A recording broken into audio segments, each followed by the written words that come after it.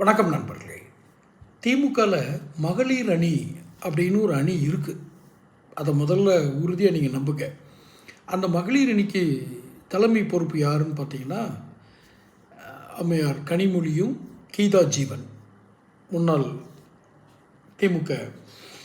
திமுக பிரமுகர், முரட்டு பக்தன் என்று சொல்லக்கூடிய பெரியசாமி, தூத்துக்குடி பெரியசாமியினுடைய மகள் கீதா ஜீவன் அமைச்சராக இருக்கிறார். இவங்க 2 பேரும் தான். ஆனால் அந்த மகளிர் அணி செயல்படுதா?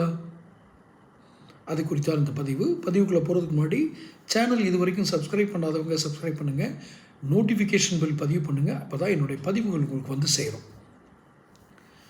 மகளிர் அணி இன்னும் ஏன் ஏற்படுத்தணும் ஒரு கேள்வி வருது இல்லையா?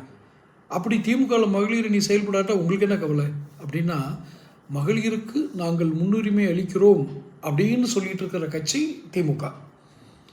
1000 ரூபா கொடுக்குறோம், அவங்களுக்கு இலவச பஸ் பாஸ் கொடுக்குறோம், அவங்களுக்கான காலேஜ் போனால் அது எல்லாத்துக்கும், கல்லூரி மாணவர்களுக்கு முதல் தலைமுறை காலேஜ் போனாங்கன்னா அவங்களுக்கு உதவி பணம் கொடுக்குறோன்னு நிறைய திட்டங்கள்.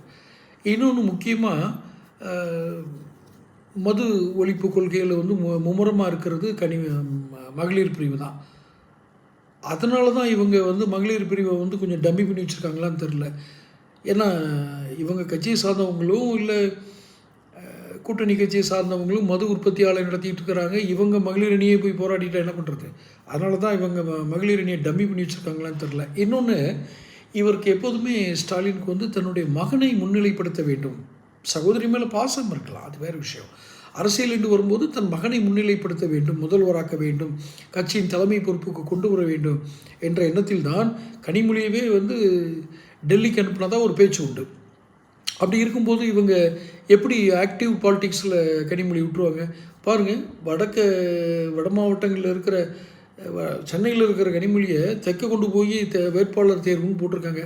அதுலேயும் முழுசாக இவங்க ரெக்கமெண்டேஷன் எடுப்படுமான்னு தெரியல. ஸோ கனிமொழியை டம்மியாக்குற வேலையை தான் ஸ்டாலின் பார்த்துட்ருக்காரு. ஆனால் நாம் என்ன பதிவு போட்டோம் தெரியுமா? கனிமொழியை முதல்வராக்குங்க அப்படின்னு. நடக்கிற காரியமா? சவுத் போல்லேருந்து நார்த் போலுக்கு கொண்டு போகணும். இதில் ஏதாவது அர்த்தம் சாத்தியம் இருக்கா? ஆனால் ஒரே ஒரு விஷயத்தை சொல்கிறேன். மறைந்த முதல்வர் கருணாநிதி சொன்னது, சகோதர யுத்தம். விடுதலை புலிகள் இயக்கமும் மற்ற இயக்கங்களும் சேர்ந்து நடத்தும்போது சகோதர யுத்தங்கள் வந்து ஒரு நாளும் வெற்றி பெறாது அப்படின்னு சொன்னாங்க. அதை வந்து ஞாபகப்படுத்திக்கிறேன் திமுகவுக்கு.